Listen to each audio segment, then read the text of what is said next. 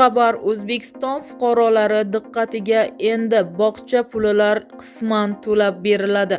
Tezda ogoh bo'ling. Assalomu alaykum hurmatli tomoshabin. Tezkor yangiliklardan birinchilardan bo'lib xabardor bo'lishni istasangiz, like va podpisatsiya tugmachasini bosib qo'yishni unutmang.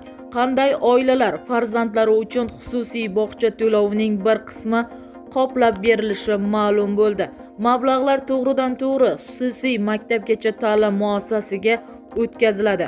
Kambag'al oilalar reyestriga kiritilgan oilalarning farzandlari qabul qilingan oilaviy nodavlat maktabgacha ta'lim tashkilotlariga ushbu bolalar ta'minoti uchun ota-onalar to'lovining bir qismini davlat byudjetidan qoplab berish tartibi to'g'risidagi Nizom Adliya vazirligi davlat ro'yxatidan o'tkazildi.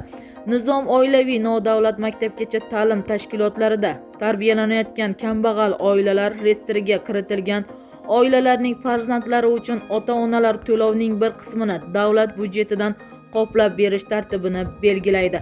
Ota-onalar to'lovining bir qismi davlat byudjetidan qoplab berilgandan ayrim toifadagi oilalarning farzandlari ro'yxati axborot tizimi orqali avtomatik ravishda shakllantiriladi.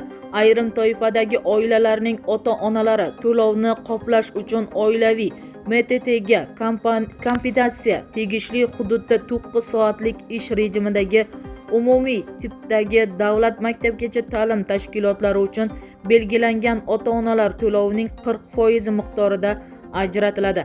Kompensatsiya oilaviy MTTga haqiqatda qatnayotgan ayrim toifadagi oilalar farzandlari sonidan kelib chiqib, biroq maktabgacha va maktab ta'limi vazirligi bilan oilaviy MTT o'rtasida tuzilgan bitimga belgilangan o'rinlarning 15% dan ko'p bo'lmagan qismiga ajratiladi, deyiladi xabarlarda.